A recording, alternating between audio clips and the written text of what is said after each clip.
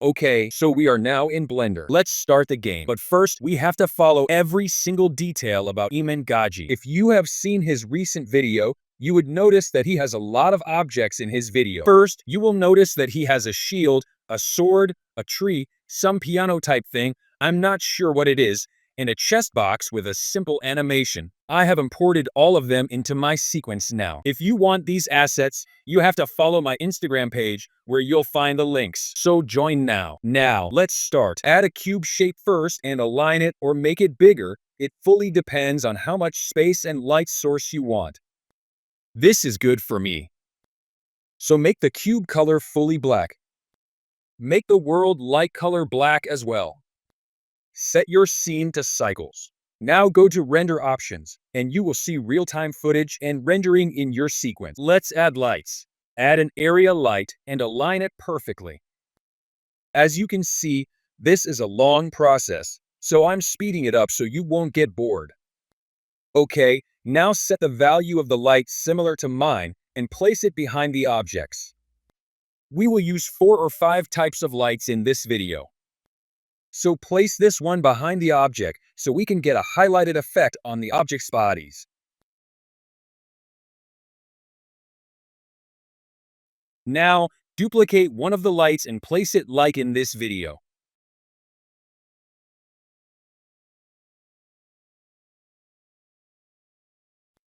We need the second light in front of the objects. If you can't see the scene or it's lagging, etc., add a camera and place it where you want it to be.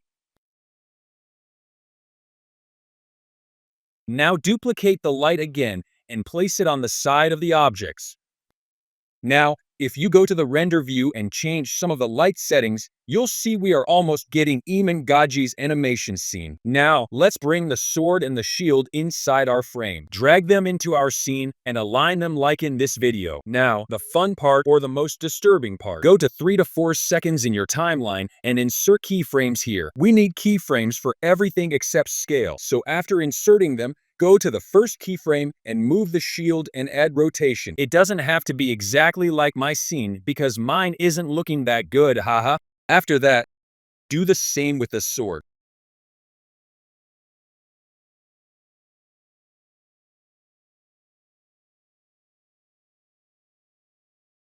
So now our sword animation is done.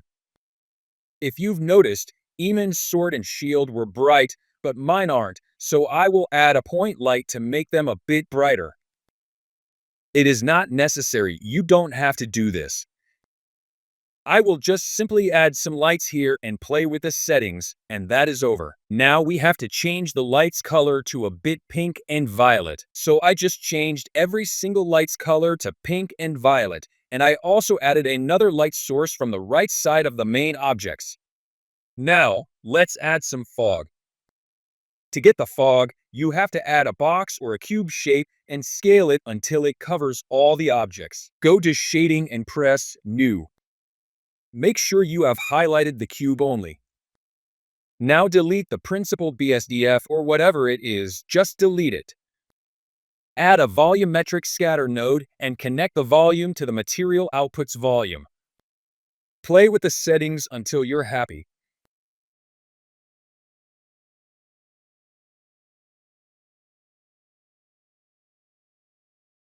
Now, if you go to the rendering option, you will see you have quite good fog in your scene, and that is what we wanted.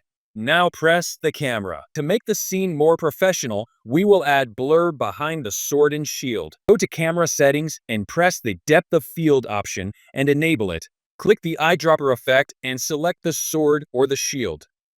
Play with the settings until you are happy.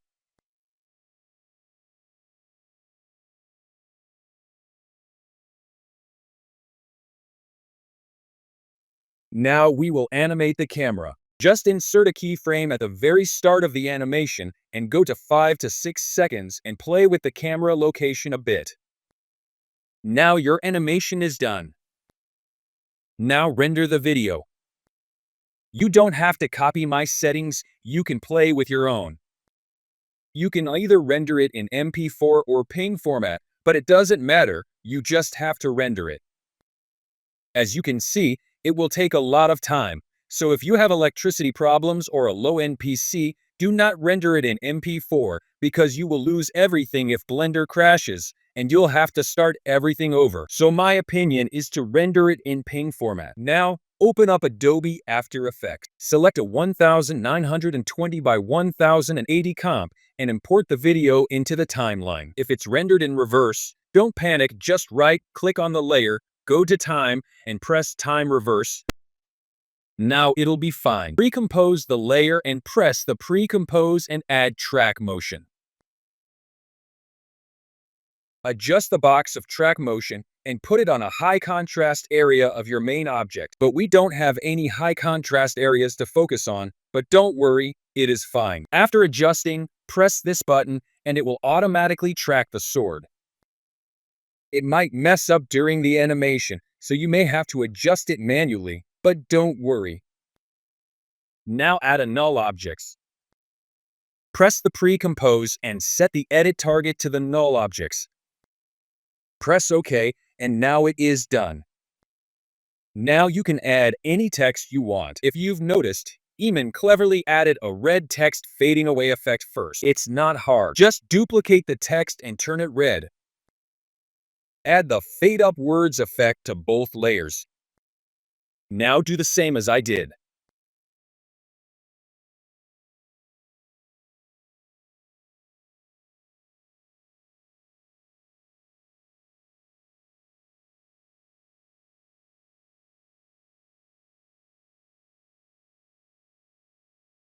Now, as you can see, our text animation is done. Now we have to do the same tracking with the shield, so do the same thing with the shield and add the same text and effect, and play with opacity, and it is done. Add an adjustment layer and place it on top of everything. Now let's add some grain or noise. Add this effect and do this.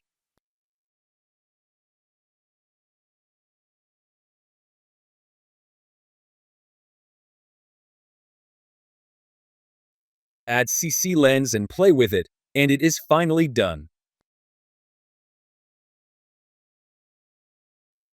Now your whole animation is complete. If you want to learn more like this, go follow my Instagram and subscribe to my channel. If you want to learn more for free, click this video.